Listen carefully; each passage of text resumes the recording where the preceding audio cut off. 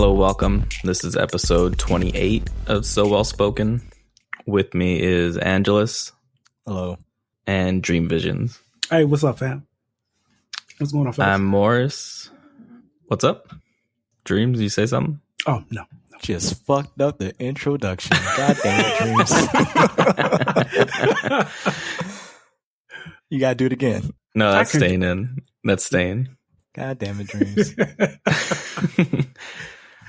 All right, instead of rattling off all our usual stuff, you could just go to our website, sowellspoken.com, and everything's there. Our Twitter handle, the email, iTunes link, it's all there now. Black History Month is over. Whew. Yep. Made it. This is the first episode of the post Black History Month portion of 2016. And March is actually Women's History Month, which is not something that's really talked about very much. I did not know that either. Really? I did not. I mean, I thought it was like Irish History Month or something. I mean, we got we got St. Patty's Day. Yo, man, did Slay take over Dreams' fucking body or something, man? Damn. Am I wrong? And March 8th was actually International Women's Day. Oh. Damn, I missed all that. I bring that up because on that day on Twitter, there was the hashtag International Women's Day. And Kim Kardashian dropped a censored nude pic of herself. It looked glorious. And did you follow any of the controversy surrounding that? I know that Pink said something which was hypocritical when you really think about it, but it's Pink, so whatever. But yeah, Pink was like she should be like disgusted or something like that, and she shouldn't show her body off. And then Amber Rose was like, bitch. Well, she didn't say bitch, but she was basically like, you sing and you get naked when you do it, half naked when you do it. She's like, oops. What's the difference? And I was like, oh man, shots are being fired right now. Damn. Yeah. A few people got caught with that sort of false modesty. Yeah. I saw Miss Gomez got cut. Isn't that her last name? Who? Chloe. Shucks, man. What is her name? Oh, the little girl from Kick-Ass? Yeah. I don't know how to pronounce her name, unfortunately. I don't know who we're talking about. Did you see Kick-Ass, the movie? Yeah. Okay. She's the little girl in it. Oh, yeah. Okay. Word. Yeah. She's a little bit older now, needless to say, but yeah, she decided she was going to chime in and say something to the effect of, you should be more of a role model to the young ladies. Well, that didn't end well. The way I see it is, she turned a personal tragedy of a sex tape into a multi-million-dollar industry. That's a pretty damn amazing role model, in my opinion. I say that because how many girls have like posted their nudes or like had them on their phone and their ex-boyfriends like dropped them shits on some random revenge porn website? Mm-hmm. Like, I mean, most girls like they cry and like they get harassed by like their entire neighborhood and they got to move away and shit. But like, Kim was like, I'm gonna take this opportunity to go from Paris Hilton's assistant and Ray J's little plaything to a woman in charge and just making $80 million off of a freaking iPhone video game. I have nothing but respect for Kim, what she did. Like when Cass be like, oh, she's a hoe, I'm like, what exactly did she do to get that title, fam? Like nothing. It's real talk. Here in Women's History Month, you heard it straight from Angelus. Ladies, get out there, suck some dicks. You could be the next millionaire. Wow. Maybe that's not the message we're trying to send. It's not. With celebrating women's history dreams. Slay, aka Dreams here, does not speak for me. I wanted to talk about how it being Women's History Month and it was very recently International Women's Day, about how that hashtag devolved into this really like self-defeating argument amongst women with different views of what a woman or how a woman should carry herself. There's like two camps of women arguing amongst each other on some stupid shit. Like it's really unfortunate because it kind of sidetracks the whole idea of of International Women's Day. They believe there's only one way in which a woman can be empowered. And Kim's not doing it the right way. What is the quote unquote right way? Exactly. Like it's the end of so this is going to be a little weird because this is just three men talking about how women should act or behave. So maybe we should, if we say something or you disagree, you could send us an email. We'll read your complaint. Yeah. I mean, me personally, I don't think there's any specific way a woman needs to act to be considered, a woman. I mean, that's the whole point of having damn freedom, is to do whatever the hell you want. I mean, you're going to have people who say things like, women should be modest, or a woman should, respect men, or whatever other bullshit that they're going to say. But I don't think any of those are requirements, prerequisites to being a woman. Like, to me, it's like, if you want to be, if you want to own your sexuality, there's nothing wrong with owning your sexuality. That doesn't make you less of a woman. You know what I mean? Like, and like, you can't say things like, oh, a woman can only sleep with so many men before she's no longer, a woman, or whatever it is. Like, like a lot of guys be like, I will never date a chick who slept with more than 6 dudes, but it's like 5 is okay. But as soon as you hit the magical number 6, I just can't mess with you. And I'm just like, that makes no damn sense at all. Like, I mean, if a woman, like, if she wants to explore her sexuality and do things like that, I honestly do not give 6 fucks. It's just like, all I need is loyalty. You know what I mean? And I give the same back. That's it for me. Yeah. And I don't mean loyalty in the sense of I'm a guy, you need to respect me as a man. I mean loyalty as, I'm your significant other, I'm your spouse. Respect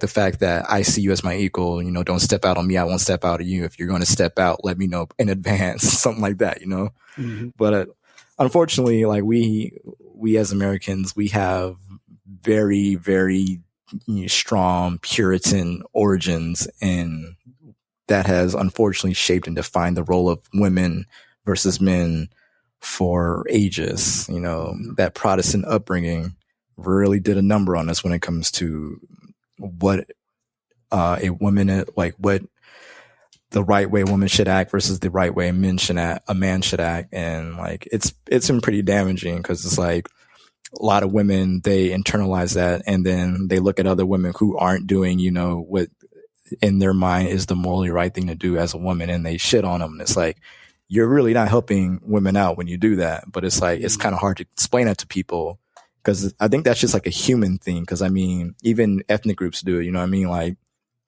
you get Black people like Stacey Dash, who are like, Black people are the reason why that, they're their own worst enemies. I think it's just human nature to, like, once you're like oppressed for so long, and to internalize it and like think that's the right way things should be. And it's like, I think it's really dope to see women like Amber Rose with her slut walk, things that she does every year to promote, women being proud and owning their sexuality, or Kim Kardashian, posting, her body online and being proud of that, she looks like what she looks like, and I see nothing wrong with it. I mean, do what makes you happy. And the critics, as you were pointing out earlier, a lot of the time end up just being hypocrites. They do. Like, it's not hard to find photos of celebrity women put in compromising positions. Yeah.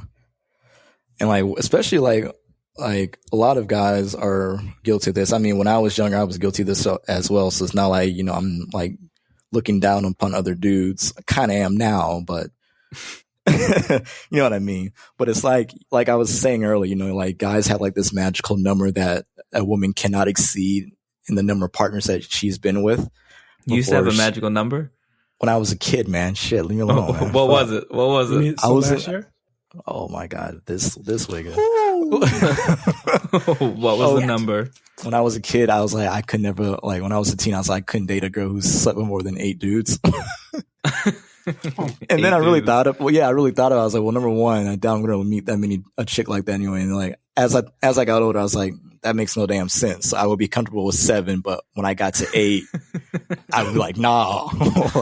So I realized it was stupid, but like a lot of guys do still hold that mentality. Mm-hmm. And it's really crazy when you think about it because, you know, many guys want a girl who has slept with very little men because they want to, but at the same time, they want to have sex with women.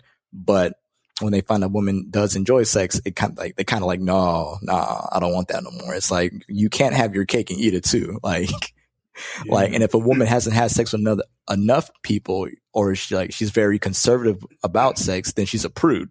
So it's like, if she's too liberal, she's a whore. If she's too conservative, she's a prude. And you want that just right, that Goldilocks fucking lane, you know, not too hot, not too cold, like just right. And it's just like that. 7 dudes. That's there it is. That was like, just right. It's just 7. Like you can go 1 is too little, but 8 is too much. Just hit me with the magical number 7. We're you know, copacetic. It's crazy.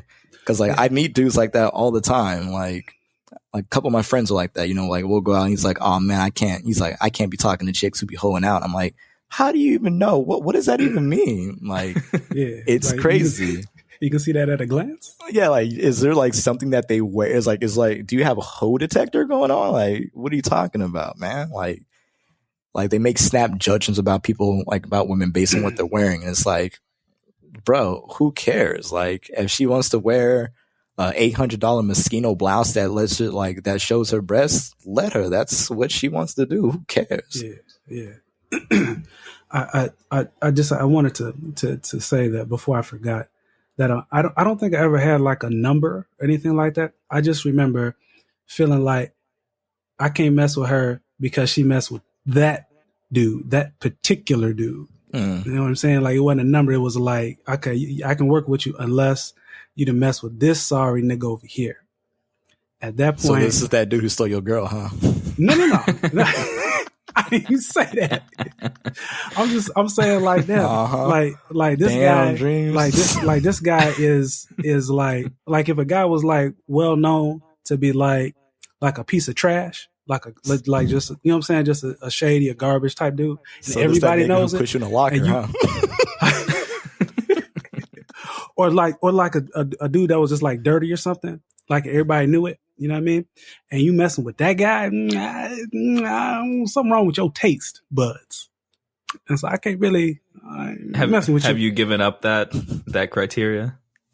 Hell no. I'm not giving up that criteria. But what you still harboring that hate for that dude from high school, fam? Damn. I ain't say nothing about no dude from high school. But look though, it was in college. But look, I'm saying I think some dude took his woman, he hasn't let it go yet.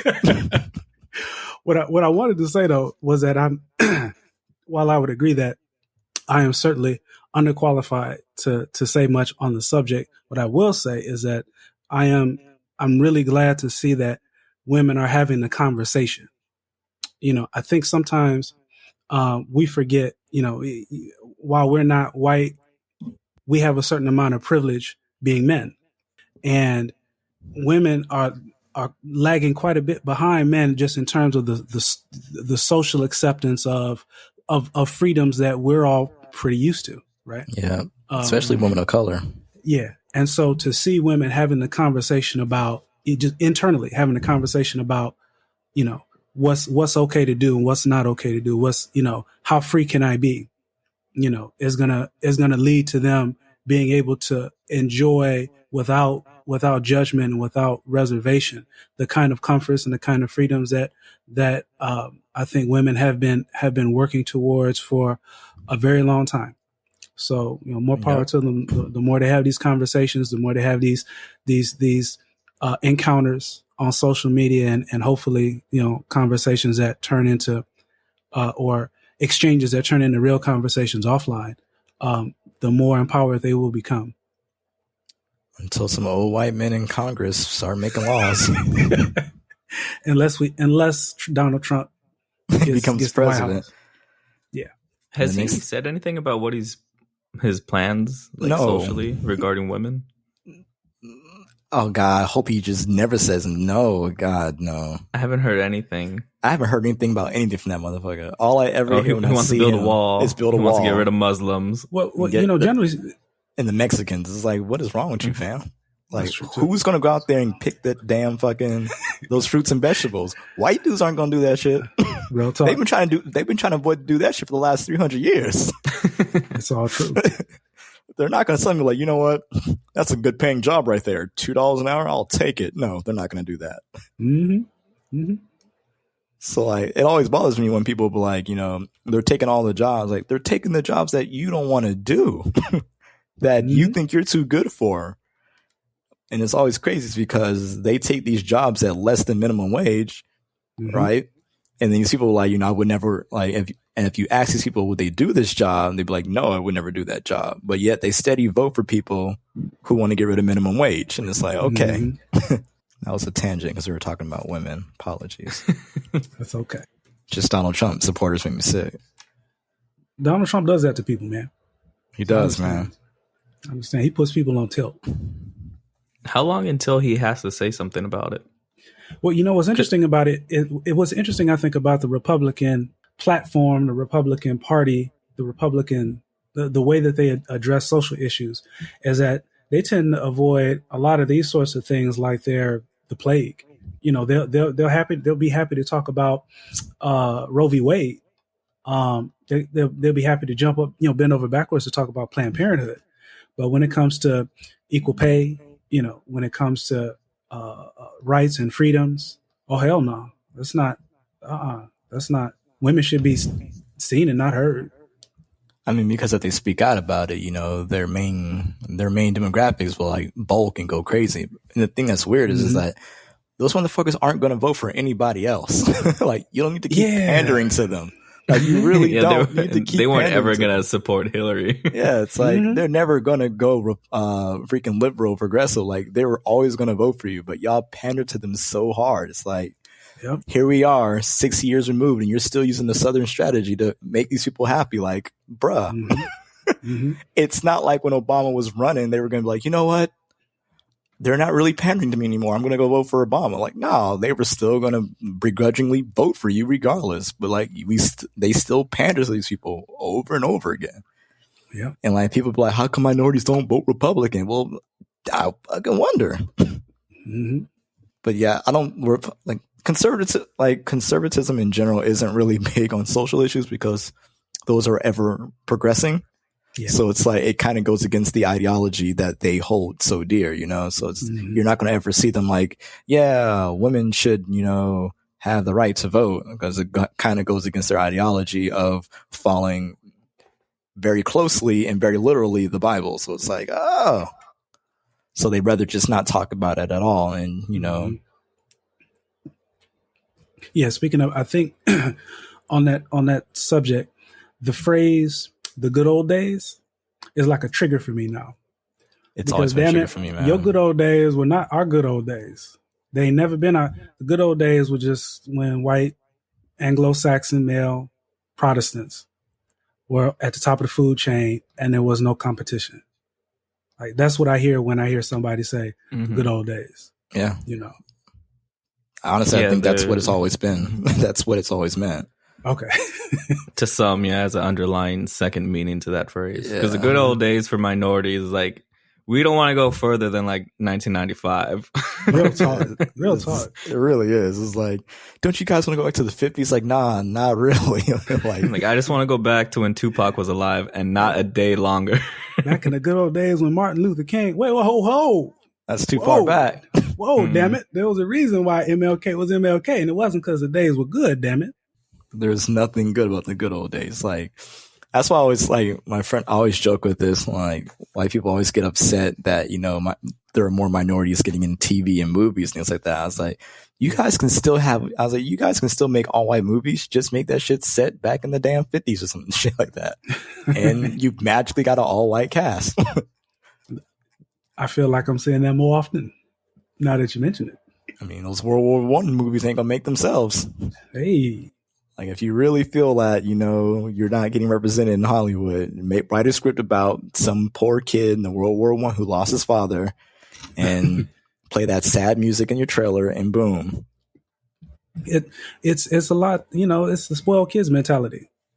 The mentality where you can't see what you have for seeing what somebody else is getting that you don't have. Yeah. I just think it's basically the oldest sibling thing, It's like you got the new siblings that your parents have to give as much love to as well, and you're just like, yo, this shit's not cool. Like, you're taking things from me. And yeah, they're just not used to that. They're not used to sharing the court, Mm-hmm. So they just bulk and go crazy and get mad about it. It's just like, calm down. Mm-hmm. Like, speaking of Donald Trump line, I think Sean King wrote an article about the underlying racism of "Make America Great Again." About that phrase being kind of a dog whistle. Oh, for sure.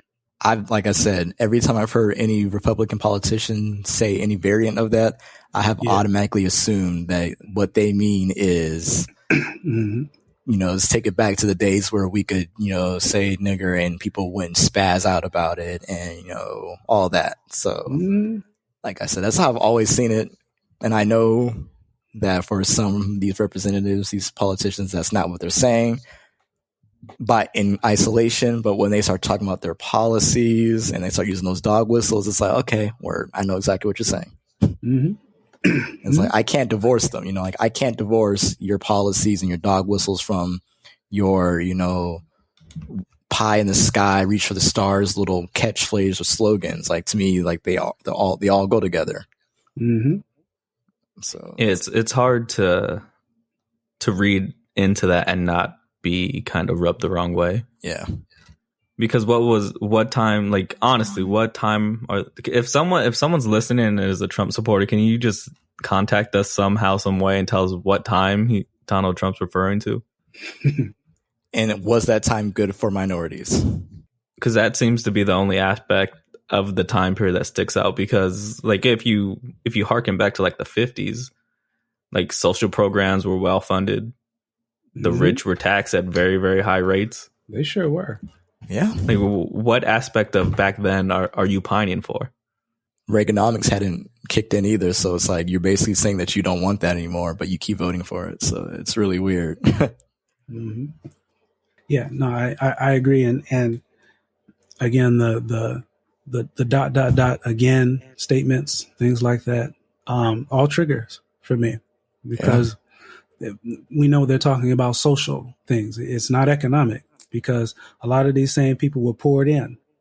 In fact, probably all of them, all of the audience that they're entertaining at these rallies were in the same economic condition, more or less, that they were in 10 years ago, 20 years ago, 30 years ago. So what exactly are they talking about when they say, the good old days or ... again? We're going to return to this again. We're going to make America great again. Okay. Yeah, that's what you're saying. Like I said, that's why I say, honestly, you can't be socially progressive and be conservative. Like, they're incongruent with each other. Like they literally are polar opposites because it's like the whole point of conservatism is to stay the same. And you can't be socially progressive and stay the same. So I kind of get annoyed when I hear people be like, both sides are the same. It's just like, it fills me with rage. And I kind of want to jab like a pencil in their throat. It's a stupid statement that shows that you're an idiot or you somehow deluded yourself into thinking you're this, you're like this enlightened person who can see past the veil that is the American political system, and you see it for what it really is. And it's like, no, you're just a fucking idiot. Because it's like anybody could take, 5 minutes out their day, grab Bernie and Clinton's, and the third guy whose name I can't remember anymore, who ran at some point. You can grab their policies and then go grab any of the Republicans, all 80 of those motherfuckers, like Pokemon, and just grab them and list them shit side by side. And you be like, and if you can literally forge a solid argument as to how they're exactly the same, I'll pay you. Yeah. Because it's ridiculous. Like, I don't know Like, I personally don't care who wins on the Democratic nomination. I'm going to vote for them regardless. But it's just like everything I've heard from every single one of those conservative representatives has been the same dog whistling nonsense I've been hearing since I was a kid, you know? Yeah. And like, people are like, oh, look at Kite, or other people, like, you know, they're like moderate. And it's like, no, they're not. It's like, they say nice sound bits on TV about love and equality and all this other hot nonsense, but read their policies and it's like, it's the same nonsense we've been talking about forever. Mm-hmm. And like, it amazes me that, you know, somebody can hop on TV, like somebody can have like a history of pure regressive fuckery, hop on TV for like 5 minutes and say a couple of cute phrases about how we're all one and, you know, we need to stop the violence and start the love. And motherfuckers are like, oh, he's so moderate. Like, what? Mm-hmm. It's asinine, but I mean, it is what it is. And sad to say, people fall for it time and time again. And like, one of the slight tangent, but like one of the other things that has been bothering me of late has been this narrative that's been building of, you know, Bernie Sanders is losing because black people are voting against their best interests, you know, or like black people are the reason why Bernie Sanders didn't win in such and such state. Like, that has been like the most annoying thing to have to deal with on a day-to-day basis. Cause, you know, working in software development, you've got basically, it's just you as the lone minority versus the sea of liberal neckbeard white kids. And it's just like, hey man, how come, you know, black people didn't vote for Bernie? I'm like, well, motherfucker, I can't speak for all black people, but let me go tap into the hive mind real quick and let you know, get back with an answer on that. And it's like, I don't know why they then didn't vote for Bernie. Maybe Bernie just didn't resonate with them. And then, like always, like clockwork, they pull out the MLK Pokemon. He walked with MLK, and it's just like, oh, well, why didn't you say so? He walked with MLK. Let me just change. Let me go talk to all the Negroes and just change their mind real quick, you know? Mm-hmm. Thank you for enlightening me, neckbeard. And like, the thing that bothers me is that, you know, people be like, well, it's people get upset when we say that black people vote against their best interests, but you guys always say that, you know, this people in the South or white people vote against their best interests. And it's like, the two aren't the same. Like, white people literally do because you're trying to hurt minorities. Like, that's what the whole Southern strategy is based on. Like, you were like the the Conservative Party, I should say, has been able to convince people that it has been able to convince poor people that while they're poor, they're still better than a Negro. So you should vote for this because it'll hurt them more than it'll hurt you. Black people have never voted like that. We don't make our vote on how can we fuck over white man. Like, we give no fucks about your life like that. We are trying to better our lives. So it's like, when we vote, we're voting what's best for us. And people need to understand that for the last 300 years, well, we haven't been in a boat that long. So I should just say, what, 100? Not even 100. It's been like, what, 80? We'll just go with 80 because I don't know the exact number. Yeah. But for I think the very last state to make it absolutely impossible to be racist against people to vote passed in like the 70s. Shit. Damn. Fuck. Okay, fine. So it's been a solid 40 years. Yeah. So for the last 40 years, when we vote for people who've been making these promises about making things better, it always somehow magically just fucks us. So we've become, we're to the point where it's trust the devil, you know. So that's why we don't vote. That's why they're not voting for Bernie like in mass, because it's like, we don't know Bernie. We've been people have been promising us these things repeatedly, and every time we've held out hope, you fuck us. Like, we're gonna play the cautious role. We're just gonna vote for Clinton. Yes, Clinton's gonna fuck us, but we know Clinton. Like, we know how much he's going to fuck us versus Bernie, where he's an unknown variable. We don't know how much he's gonna fuck us. Like, and so it's just like, I mean, that's, if people want to know why, there it is right there. And as you can clearly tell, that's completely different from let's vote against our best interests to screw over black people. Yeah. That is 100% correct, boss. The devil we know. I mean, it really is. Yep. And it's not even really a hard concept to figure out. I mean, and besides, I think white people should chill on blaming black people for this anyway, because y'all been fucking up America for like the last like 150 years with your voting. So, you know, chill. Like y'all gave us Reagan, damn it. So like y'all can't talk, man. All right, to change things up a little bit, Michael B. Jordan and Ryan Coogler, the guys from Fruitvale, the director and actor from Fruitvale Station. They also did Creed. They did a photo shoot for Vanity Fair, and some people are upset. Like the whole situation is really interesting to me. The photo in question is both the men in suits, and Michael B. Jordan is palming the back of Ryan Coogler's head. All right, I'm not gonna lie, I don't see what the big deal is. Yeah, this one's completely lost on me. Like, people telling me that they never, well, women probably don't, but dudes ain't telling me, like, when they was boys, like, they just, like, put their hands on their shoulder on top of their head. Was that not something that people did? Yeah, that was something people did.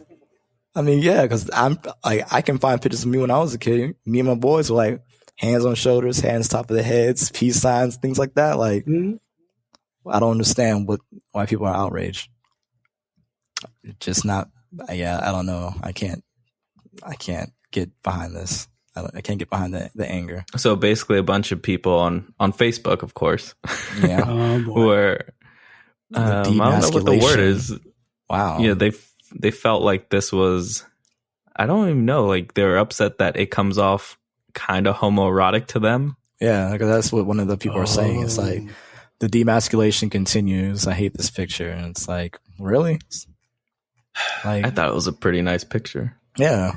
For sure. Well framed and everything. I was just... Yeah, it's a dope picture. I don't know. I'm so confused right now. What's happening? This is that one time. This is the only area that I really can't be co-signing on black people, man, sometimes. Is the hyper-masculinity, man. I can't. Real talk. Like, real talk. Yeah, I can't. Like, I've never been that kind of dude, so it's like, man, I have never been able to co-sign on the hyper masculinity thing that we got, that we push so much in the black community. What do you think that, or rather, where do you think that comes from? Honestly, I think it comes from, I don't think it comes from a place of, like, you know, hate, but like, it comes from a place from, like, because you gotta remember, like, back in the 40s, 50s and all that, like, even before that, man, like, the weak were getting cold left and right, man. Like, you had to be a man to, like, in the stereotypical sense of a man, you know, no emotion, you know, carry it all on your back to make it, you know what I mean? Like, and so I think that we're still in that phase a bit, but we're slowly starting to understand that you don't have to be quote unquote hard 24/7 pause. Like, you don't have to, you don't have to, you know, like, it's okay to show emotion, you know, it's okay to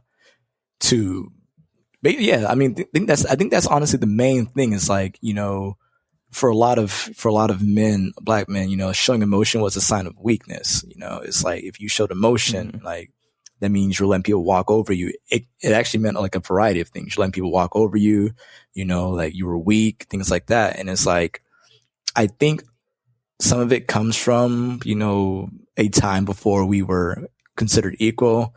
And some of it, unfortunately, comes from religion, you know, because, like, it's something that you'll notice in a lot of religions, you know, like, men aren't supposed to embrace, like, emotion, things like that, because that's considered, like, you know, feminine, you know, that's the part of a woman, and the guy's supposed to be like the tough guy who just, you know, takes everything on shoulder and just, like, toughs it out, you know, and he does so for the good of his family, you know. Like, you see it time and time again. Like, you hear, like if you see a story about, like, you know, how somebody got hurt and, like, it's the guy, like, you know, I had to stay strong for my wife, you know, I didn't cry, I had to be strong for her. Like, excuse me, it's the old antiquated view of what it means to be a man, what it means to be strong. You know, crying and emotions were always seen as a woman thing, you know, and unfortunately to this day, it's still predominantly seen as a woman thing. I mean, people make fun of Drake about that all the time for being emotional. You know, he's weak, he's, you know, crybaby pillow.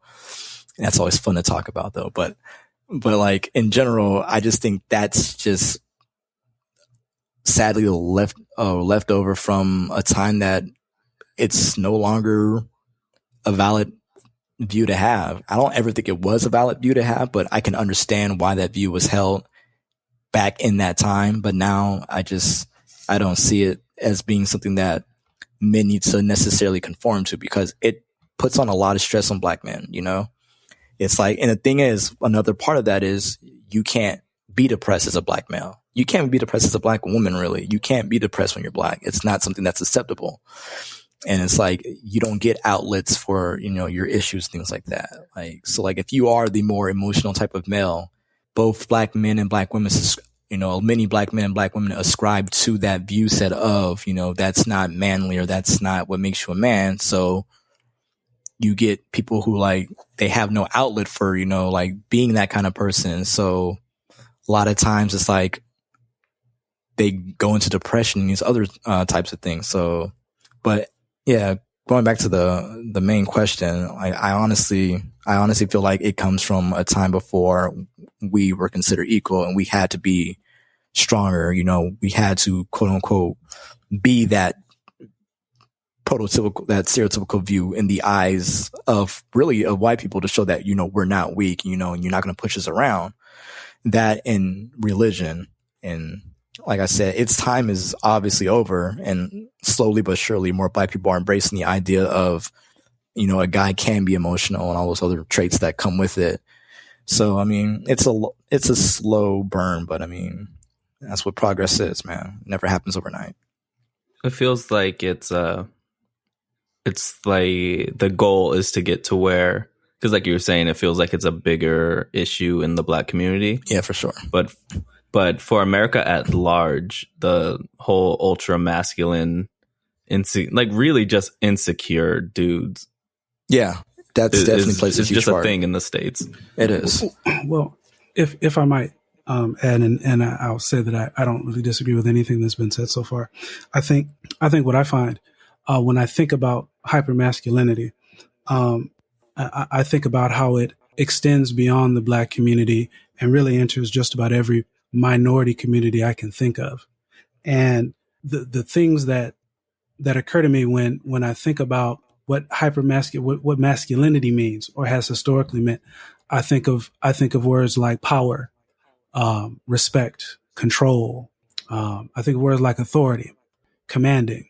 And I think those are things that minorities, black men, perhaps chief among them, have been denied for so long that it has caused a certain amount of warping in the understanding of how to project masculinity. It's hard to be masculine when you're taking whips from a slave master. It's hard to be masculine when you can't get a job to feed your family. It's hard to be masculine when you can't buy a house because the homeowners association refuses to extend to people of color, right? So you have this sort of this legacy. It's really a legacy in not just the United States, but in all of the Americas, where men of color have been historically marginalized, historically stripped of their masculinity. And so I think that the natural reaction to that, almost like a doctor tapping your knee, is the overreaction.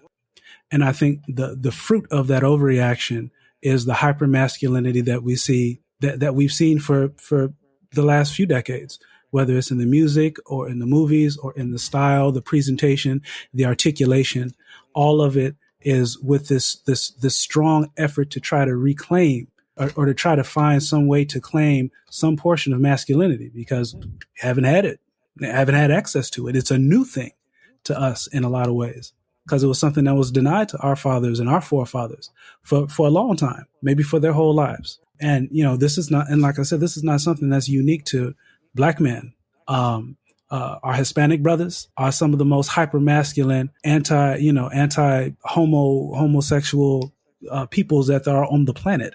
I think of Indians, like the actual Indians, not Native Americans, but Indians in India, also extremely hyper-masculine, also the victims of many years of colonialization. And so it doesn't surprise me that these peoples of color that have been oppressed, that have struggled with the ability to chart a future for themselves and their families. These men who by nature want to be able to do those things are and continue to react in that way. I like that answer a lot better. We're going to go with that one. Well stated. Well stated.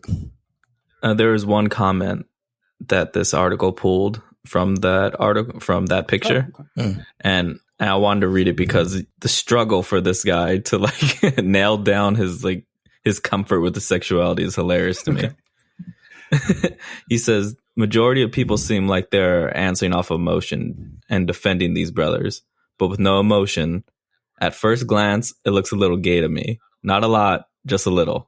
Enough where I wouldn't want to be touched and pose for a picture like this. I'm a grown man, not a homophobe. I just wouldn't be comfortable with a shot like this. Let's shake hands, brother hug like men do with opposite shoulders touching, but not like this. Huh. It's not bad, but is this the only thing they could come up with? Michael B. Jordan be looking a little suspect to me also. Wow. But if he's gay, so what? He's still a force. I respect them both. Wow. With the final, I'm not judging, you not on trial statement at the end. Yeah, see, when like you read things like that, that's what makes me think a little bit of it is religion as well. Because I mean, like you're not going to see that. Like if you really think about it, right? Like South Korea, right? They have a problem with they've recently gotten over their, obsession with, hypermasculinity. Now it's like widely acceptable to be infamous, like that. There's something wrong with that. Like, like in South Korea, like Christianity is the biggest religion, but overall within the scope of South Korea, it's still not like, this overbearingly dominant, force of nature like it is in America. Mm-hmm. Like if you take Japan, there is no central religion, and there is no religion that dominates. They're not really religious, and they're a little bit more free with how men should be. Over there, a lot of men wear makeup, and like nothing's wrong with that. Like nobody's looking at them like, you're not a man. Like, what are you doing, bruh? You got makeup on. You're not a man. Like they don't do that there. Mm-hmm. If you're a dude in America, you try to rock some makeup, bruh. Yeah, you're gonna have a hard knock life.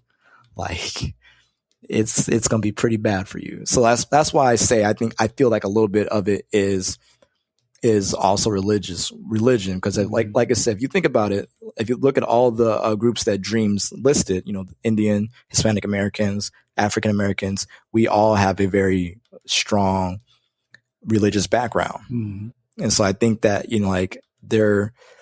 when you look at, if you take the Bible, I guess, a little bit too literally and don't use any interpretations on it, it will basically really roughly point out what a man should do and what a woman should do, what their value, like what the two genders, their roles are basically. Yeah. And honestly, I mean, the Bible is basically probably, you can make an argument that the Bible in religion is not responsible. I shouldn't say that, but a lot of politicians have used religion to forge the laws that we currently have mm-hmm. as they pertain to men and women. Mm-hmm, mm-hmm. And I think that we, as our specific groups, we also take from, the Bible what we want, and we use that to create roles and things like that as well. And so when a man steps out of that predefined role, or a woman steps out of that predefined role, you're not really a man, or you're not really a woman, Mm-hmm. So it's like, oh, wow, bro, like, you're touching people, and you're like feeling on your, like, you got your hand on his head and you like holding him all like that. That's kind of gay. You already have this predefined notion of what, homosexuality is. And because of our religious background, it's like we're taught that homosexuality is wrong, so it's like mm-hmm. you're kind of being gay, therefore you're not really a man because that's wrong, mm-hmm. That's how I see it anyway. Like I'm not saying that is the answer and things like that, but that's my view on it. Yeah, I just to co-sign, I think our cultures continue to struggle and will continue to struggle with anything that isn't hyper masculine for the foreseeable future. It's just, it's just a struggle for those people who are sort of bound by that mindset mentality. Yeah. And they are bound. It is a binding. Yeah, it definitely is. I mean, but like I said, the flip side is it is getting better. Like, I don't think anybody can argue that it's not getting better. You know, like if you were to be a black male, right, in like the 90s wearing skinny jeans. Like it wasn't going to go well for you. Like, you know, you were going to be judged very harshly. Now it's like that's the norm, and like dudes wearing baggy pants are seen as the outsiders, which has always been hilarious to me on so many levels. You can thank Kanye West for that. Yeah. He made it safe to wear skinny jeans. He did. No, like it is getting better because like skinny jeans are like, that's a thing now. You know, like wearing fitted clothes is actually a thing. I'd probably say like, honestly, this is just from my limited perspective. I feel that as far as like acceptance of things that are outside of the norm, for how long we have been quote unquote equal, I think we've made the most stride as compared to our white counterparts. You know what I mean? Like they've had decades and centuries and generations to, you know, define, like make their definitions and then bend them. We've had all of a few decades, and we're making these amazing leaps, both socially, economically, leaps and bounds. We're getting better. So like, that's why I struggle to truly get upset with these women and these men in this comment section saying these things. Cause it's like, on one hand, I understand why they're saying it based just purely on our history as a people. At the same time, it does frustrate me to see that, because it's kind of heartbreaking, like a little bit, you know, but it's like, you can't expect everybody to progress at the same rate. So it's like, you just got to let things be. Yep. They'll get there. The last thing I wanted to talk about today was the idea of not your mule, which was a hashtag that was going around on Twitter. This one's very dense. Yeah. There's a lot of different things going on here. Yeah. So for those unfamiliar, not your mule basically sprouted on Twitter. I think it was around the time of the Oscars. Yes. It was like soon after the Oscars, where Chris Rock, who was hosting the Oscars, made light of their lack of diversity. Some minorities, some non-black people of color were on Twitter basically asking, when is Chris Rock going to bring up the lack of their people? And so that's when I forget who exactly, but someone basically went off. Ming-Na Wei, Asian lady. She's the one who started the whole thing. Yeah. So the idea is essentially that other minorities basically need to put boots on the ground, is not to put all the expectation and workload on black activism.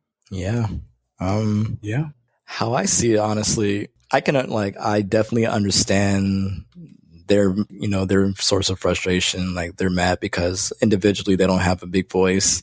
They would like, black people to acknowledge the struggles that they too go through. But at the exact same, on the other hand, for me, I look at it like this, right? You've got, sure, like individually they don't have a big voice, but at no point did any of them ever go up to Chris Rock before this, or to any black active movement and say, hey, our people, we have a lot in common. Can I get on your platform and talk about the problems that surround my people as well, to bring voice, to my people, so that more people can hear this, and maybe we can form like a coalition to talk about minority issues altogether. Like, at no point did they ever do that. So that's where I draw frustration, because if you look back during the civil rights movement, you had these individual groups like the Brown Berets, the Brown Berets, the Yellow Pearl, the Red Guard, who were doing their own thing in their community. But when they saw the Black Panthers were doing, they went to the Black Panthers like, hey, we see that you guys are doing this. We're basically doing the exact same thing. We support you guys. We would like for you guys to support us. Like, that's how that started. That's how that was happening during the civil rights movement, and like, that's why I kind of get frustrated with the idea that black people should be speaking up for every minority group. It's like, black people, like, as a group, we take the blunt of so much punishment for minorities in America. It's like, we're basically everybody's battering ram to knock down the doors, and then everybody else rushes in afterwards, after we've taken all the arrows, things like that. And I'm not going to say that I I hate it because I don't like, I understand it. Like, you're smaller groups, like I understand that completely. You're not organized as us. I get that. But the thing is at the same time, you need to understand that the onus to represent your people is not on Black people. If Asians were gathering to protest, we're not going to, like, Black people are not going to expect Asians to protest for our issues. Like, we know that we need to protest our own issues. It's cool if you join in and help us. We would love that.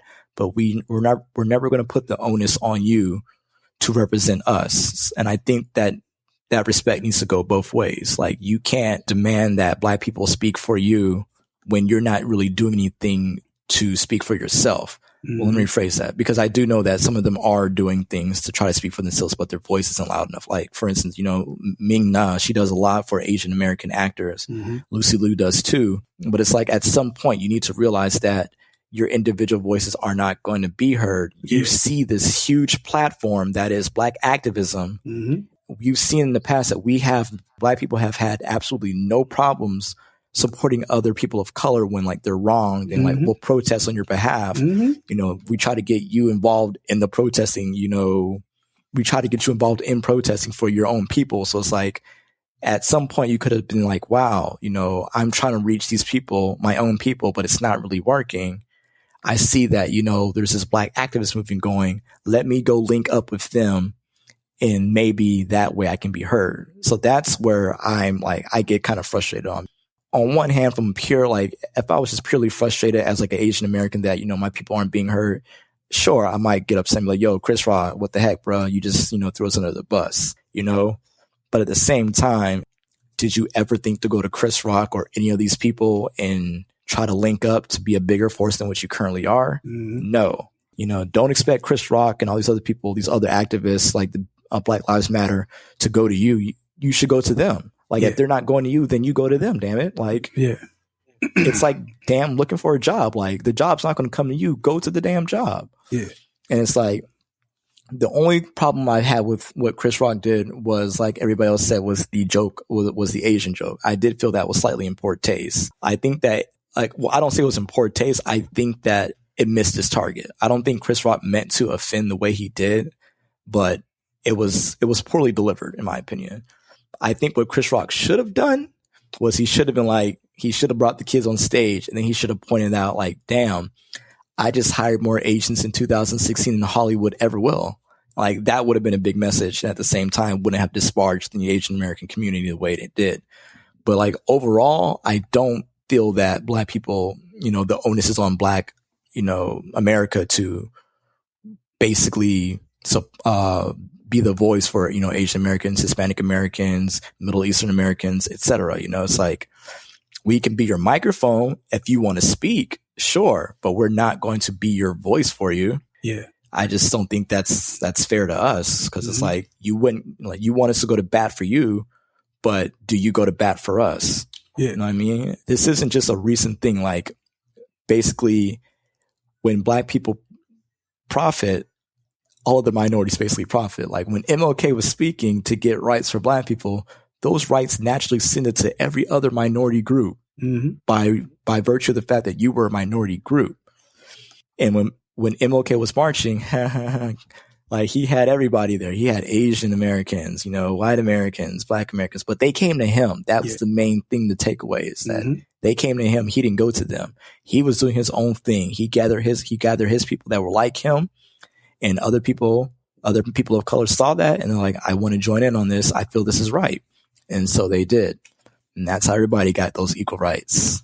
Mm-hmm. So it's like, if you want to be represented in Hollywood and your voice individually isn't being heard, then damn it, link up with Black people, because we'll make sure your voice is heard, because mm-hmm. we'll damn well make sure your voice is heard. But don't act like Black people need to talk about, speak for you when you're not going up there and when you're not doing anything from your end to make it happen. Like, it doesn't work like that. Yeah. I think it's fair to say that activism has never really been passive.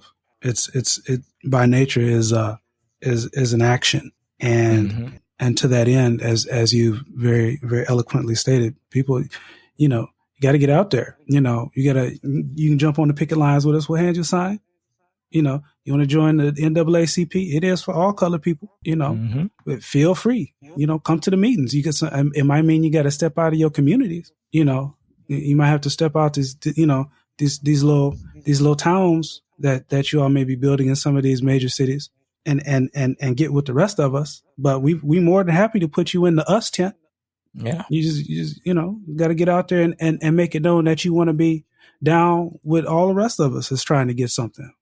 You know, but don't be surprised if somebody, you haven't been part of what people have been trying to do, and then you put your hand out like somebody owe you something, and you get it slapped away. Get out there and be out there with us, and people will be happy to make sure you get your spot at the table. Yeah, that's what it is. I have a few thoughts on this. Spit your knowledge, sir.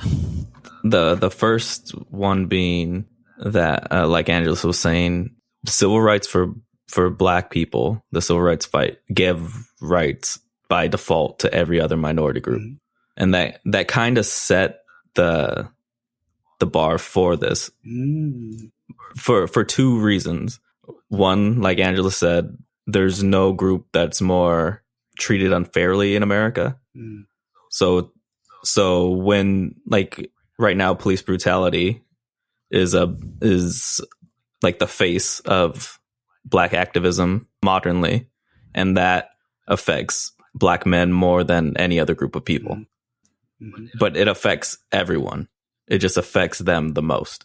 And so by helping the group that needs the most help, it helps everyone. That's always kind of been around. But what really upset me looking at what was happening, it was, like you were saying, minorities coming out of the woodwork and just saying, what about us, without really doing anything. Yeah. And I could see how that's really upsetting. Like, there's people who have dedicated their lives for the Black Lives Matter movement, who aren't like gainfully employed, and they just go and speak and they try to get the message out. And then for people to come at them and say, what about me? It's keep that shit to yourself. Like, if you're not doing anything, how can you complain? Yeah. So what are you sacrificing? What skin is in the game for you?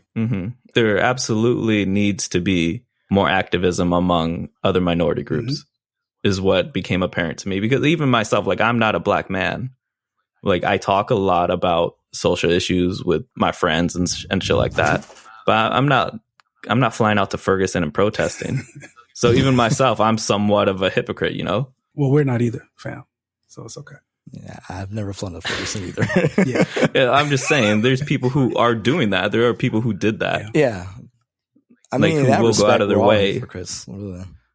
But there are also local demonstrations, like in support of Ferguson, that happen all over the country. That is true. That I didn't attend either. I was at work.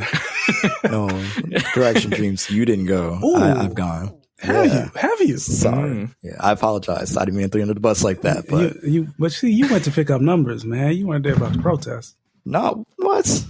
You hear the stutter? The audience heard it. This guy. See, this is why you can't trust those half white dudes, man. But no, I've actually gone to several protests, sir. Like I was also in Columbia for the Confederate flag thing. Were you? Yeah, that shit was crazy. Damn, why is this the first time we're hearing about this? I mean, we've never. You know, we do a podcast, right? I mean, there's really nothing to really talk about. I mean, it was just holding outside and sweating, but I mean, it was just crazy to see the whole thing unfold as it happened. Mostly because KKK rolled through. It's just like, wow. Yeah, it's like, this is 2015 and KKK rolled through. Okay. You know, like, that was a reality check for me. Not really. I always thought America was racist as hell backwards, but that cemented it, I should say. Did they roll through suited up? Or were they just like, yeah, we from KKK? No, they got like those black BDUs that they wear. Have you seen those? I have not. It's like this all black regalia that they wear. And they put the little symbol on their arm, things like that. But that's what they were wearing. Okay. It was kind of like, it was really weird because it felt like a really cheap knockoff version of the Black Panther regalia. It was just like, yeah, you guys don't look nearly as cool as we do when we do it, but whatever. You trying though, you know, you try, bless your heart. Yeah, like I was actually there on the state grounds when that one woman climbed the flagpole and took down the Confederate flag and got arrested for it. Okay. Mm-hmm. Yeah, I didn't take I it. remember that. I thought it was Did a really give dope. her a boost? You help her out? Nah. No, nothing like that. But I mean, like if there's a protest that's going on in my area and I have time, I mean, I'll go down there to check it out, stand out there for a little while and, voice my views on things like that. I mean, I try to anyway. I'm not the best at it, but I do try. That's what's up. But no, I didn't go to Ferguson. I'm definitely not driving my ass to Hollywood. So I just got to do this from my house on the internet as a warrior. As a keyboard warrior, they're like, I agree with you completely. Fight the good fight. Yeah, fight the good fight. Like that's what I got to do right there. That's as far as it goes. Back to the not your mule thing. Mm-hmm. Another thing about this that was interesting to me was how race issues in America are largely seen as black and white. Mm-hmm. Like that, when representation in Hollywood of minorities, even though it wasn't explicitly why are there no black people here with the Oscars so white hashtag. Yeah. That was the main narrative. Even though I believe when it started out, the people who put it together were talking about the lack of minorities in general. Yeah. But the media made it into where are the black people. Yeah. I forgot the woman's last name, but her first name was the one who created the hashtag. Her name was April. And she actually made a statement on that. Like people were asking her, like, did Asian journalists, Hispanic journalists come to her about the hashtag? And she's like, nope, they never came to me. Damn. And yeah, so she made a couple posts on it. Like they're like, have they ever interviewed you? She's like, nope, still waiting. And so it's like, you can't expect, like she's like, the media made it what it is. And it's like, you can't expect me to talk for you when you've got this opportunity to come interview me and you never come through. Mm-hmm. It's like, what do you want me to do? Mm-hmm. And so like, that's how I feel. It's like, because I look at it honestly, I kind of look at like a job, like, if you're trying to get a position somewhere, like you can't expect the job to just magically find your ass and you're not putting no work out there, Yeah. So why would you expect for your voice to be heard when you're not making any effort to be like, yo, what's up? So it's like, that's what bothers me about the whole thing. It's like, like that's definitely part of it. Yeah. Yeah. It's just like, the thing is like, I do feel like I especially feel for the Asian American community because, they're very small. They are a very small community. They're like 4% of the American population or something like that, So it's like, yeah, I do feel bad. Like I do understand, what Ming Na, Lucy Liu, John Cho and all them are saying when it's like, it's hard for them to speak out or it's hard for them to be heard. But it's like at the very same time, number one, John Cho, you're good friends with Nas. You're actually friends with Chris Rock. And it's like, why did you not use those two as a platform? Like, why did you never go to them? I mean, Lucy Liu, like, yo, you're cool with RZA. I don't like that dude, but you're cool with RZA. Like, I'm pretty sure he can get you the right connections to, get a bigger platform to speak on. So it's like Ming Na, like, bruh, I mean, chick, you're on Agents of S.H.I.E.L.D. Like, pretty sure black people. So it's like, come on, like, don't really have an excuse, in my opinion. I think our Asian brothers and sisters are going to have to get to a point where doing as the Romans do is not good enough.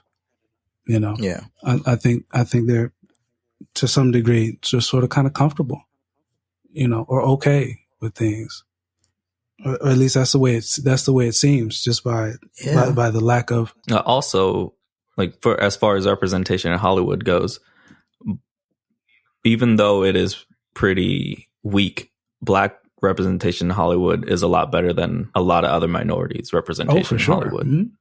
Yeah. Like for what non-black minority could even host the Oscars? Aziz.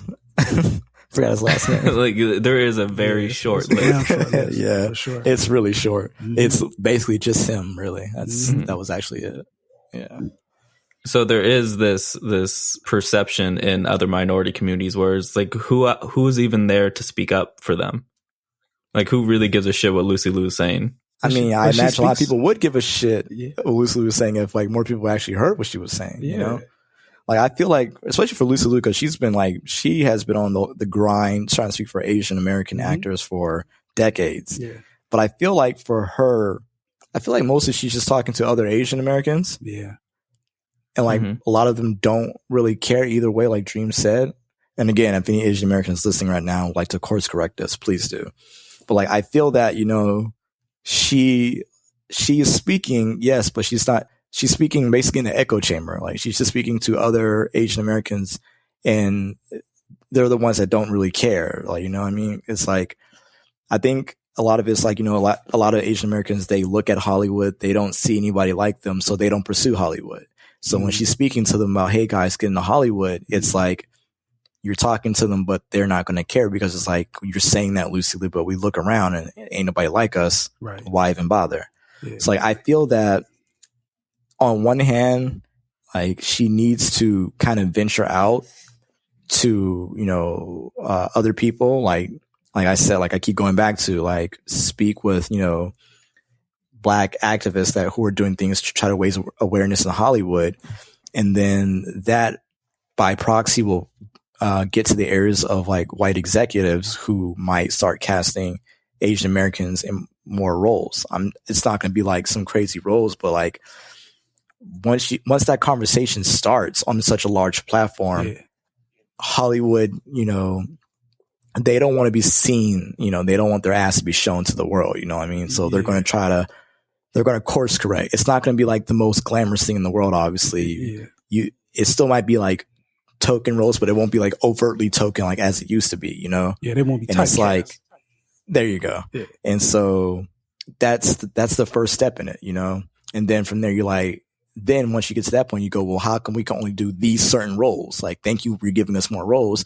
How come we can only do these roles? And then again, Hollywood doesn't want to show their ass, so they start casting you in more different roles. Like, all right, you might actually be the lead character in, you know, a very low budget movie, but you're the lead character. And now you've got more Asian American actors in Hollywood, Asian Americans who, you know, who dream of being an actor and actress. They start seeing this, more start coming in. That's how it works. And that's how it worked for Black people. Unfortunately, it's going to take a hell of a long time. It's not something that changes overnight, but that's how it works. That's how it starts. And that's what you have to do in order, you know, to get that change. Like I said, progression is very slow in America. Like, if people can stall that shit, they will stall it. But like, you got to keep pushing. Yep. That's why you got to be active. It can't be a passive thing and just hope that things are going to change around you just because it would be nice if they did, you know? Yeah. And they may have to shows that doesn't work. Yeah. And they, you know, they may have to sacrifice their position as the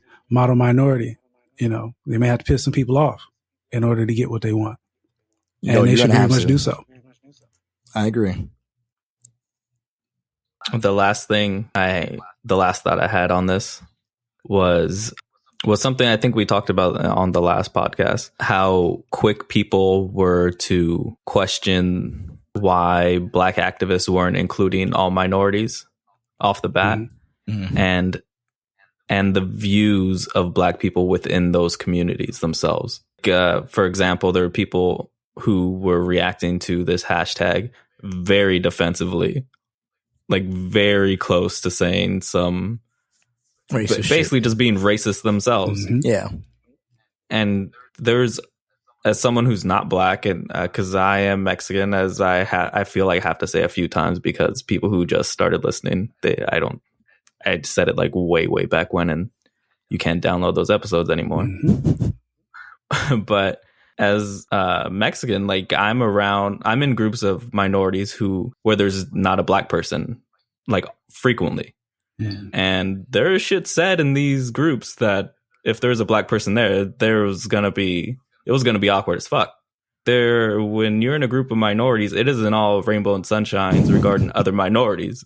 So to have these negative views of other minorities and then ask how come they're not helping you out, it's really like ass backwards to me, because there's changes that need to be made within the communities themselves, is how they treat other minorities before they start asking for favors.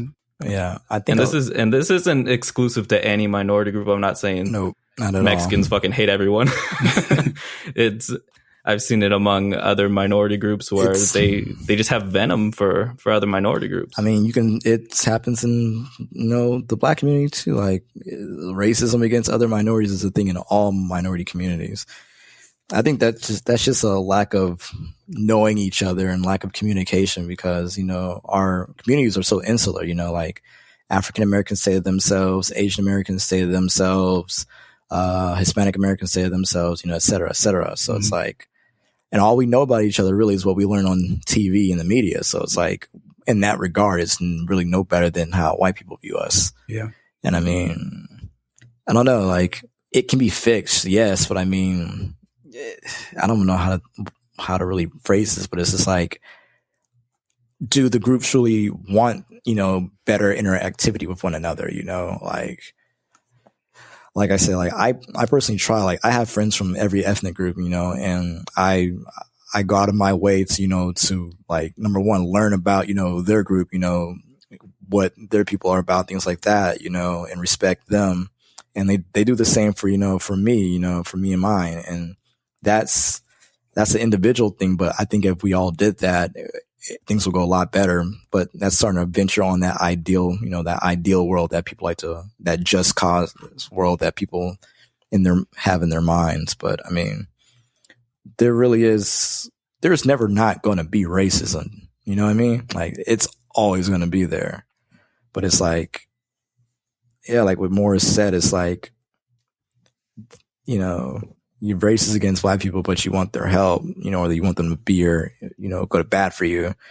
To me, it's a fuck situation. But I mean, the racism aspect, it's going to happen just because these communities are insular. So it's like, I feel that these communities were more interactive with one another, like that would ultimately help representation in these different avenues of life. There was one comment that really stuck out to me.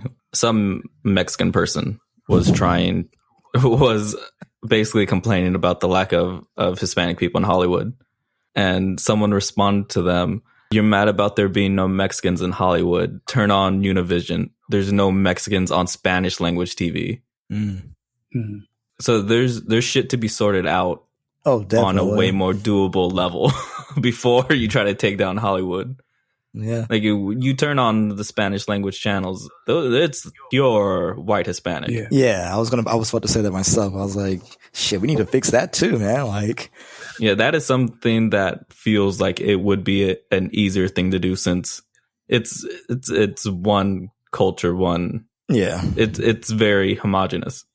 Mm-hmm. But there isn't a whole lot of variation there. If you're not white Hispanic, you're not gonna be on those channels. Shit, that's why Zoe Saldana came to America. She's like, "Yo, I'm not gonna get any fucking roles here in Dominican. Mm-hmm.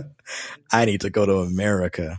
Because I mean, that's a real big thing. That's a real big problem in Hispanic communities, man. Like you see it all over, man. Like Brazil, Dominican Republic, freaking Ecuador, like all these places, man. Like if you weren't born light and bright, you're probably not going to make it in their version of Hollywood. Sorry to say. Like if you had the unfortunate, I say that in quotations, circumstance of being born, negro, like, yo, you're fucked. Like I hope you go to school and become a lawyer or a doctor, because if you think it's hard in Hollywood being dark, man, you're not going to get shit there. Mm-hmm. Like the racism there is on like some pure fuckery. And I really hate when I argue with people about that, about the racism that happens in Hispanic communities, like in Latin American countries. And they're like, oh, there's no racism anymore. We don't see ourselves as black or white. I'm like, oh my God, you really believe that? That's so adorable. Bless your heart, Mm-hmm, mm-hmm. It's like, it's a completely different form there. I mean, I can go on and on about Dominican Republic, but I can say that for another time. I think that about wraps up this episode. Yes. Also, Tristan Walker, holler at us. Oh, we haven't made our plea to Tristan this week. Get at us. Tristan, please. Slavin can't even show up no more. All he wanted was a bevel, and he couldn't get that, so he couldn't show up. He got some mad ingrowns and got real sick. He got fucked up, Tristan, man. Dude's just, his face is looking like fucking the Bible in Braille. It's all your fault, Tristan Walker. If you just sign with us, Or let us sign with you, I should say. Sign with us. Like we're a record label. We're No Limit Records. Then, if you let us sign with you, man, like, we'll plug you every 3 seconds. We'll be like, Black Lives Matter, brought to you by Bevel. We sure will. I'll wear a Bevel shirt. I'll get tattooed on me. I won't go that far, actually. Yeah. I'll get a shirt, though. Depending on how big that paycheck is. That is true. If you drop a 6-figure check on a brother, definitely get a tat. Yeah, we can work with that. I'll rep the shit out that tattoo, fam. Like, I'd take pictures everywhere. Like, hold on, let me take my shirt off real quick. I'll show you my Bevel tat. All right. Remember to subscribe on iTunes. Leave a review on iTunes. We actually got someone sent me a DM the other day on Twitter to the show account saying that they found the show through the iTunes feature. Oh, okay. Which is pretty dope.